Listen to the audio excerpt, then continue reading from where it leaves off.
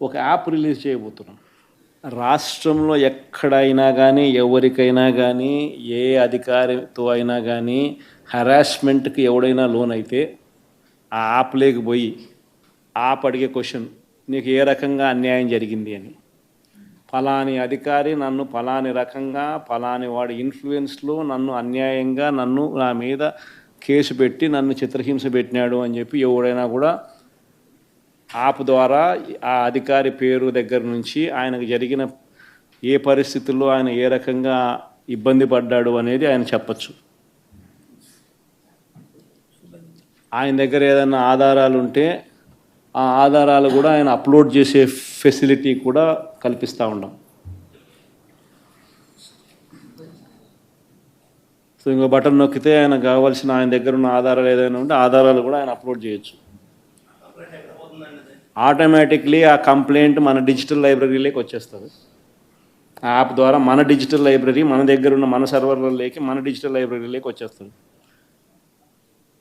రేపొద్దున మనం ముఖ్యమంత్రి అయిన తర్వాత ఆ డిజిటల్ లైబ్రరీ మనం ఓపెన్ చేస్తాం. రేపొద్దున ఎవరికి రాష్ట్రంలో ఏ కార్యకర్తకైనా ఎవరికైనా కూడా ఎటువంటి అన్యాయం జరిగినా, ఏ అధికారి వల్ల అన్యాయం జరిగినా,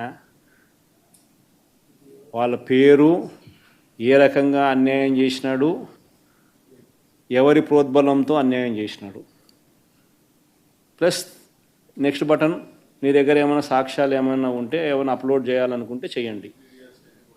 వీడియోలు కానీ నీకు ఇంకా వేరే సాక్ష్యాలు కానీ ఏమైనా ఉంటే మీ దగ్గర ఉంటే మీరు చేయండి. సో అవి కూడా ఒక అవకాశం. అవన్నీ ఆటోమేటిక్లీ మన సర్వర్లలో మన డిజిటల్ లైబ్రరీలోకి వెళ్ళిపోతుంది. మనం వచ్చిన తర్వాత అవి ఓపెన్ చేసి ఎవడెవడైతే మన కార్యకర్తలను అన్యాయం చేసినాడో వాళ్ళందరినీ కూడా చట్టం ముందర ఏ రకంగా నిలబెట్టాలనో ఆ రకంగా నిలబెట్టించి అందరినీ కూడా సినిమా చూపించే కార్యక్రమం మాత్రం జరుగుతుంది. వాళ్ళు చేసినవన్నీ కూడా వడ్డీతో సహా ఏదైతే నువ్వు ఎత్తుతున్నావో అదే పండుతుంది. ఎక్కడో కూడా మనం అన్యాయం చేయడం లేదు. ఏదైతే మీరు ఎత్తినారో అదే రేపొద్దున పండుతుంది. చక్కెర వడ్డీతో సహా చెల్లించే పరిస్థితి వస్తుంది. అదొకటి ఖచ్చితంగా నెక్స్ట్ 10 రోజుల్లో రిలీజ్ చేయబోతున్నాం.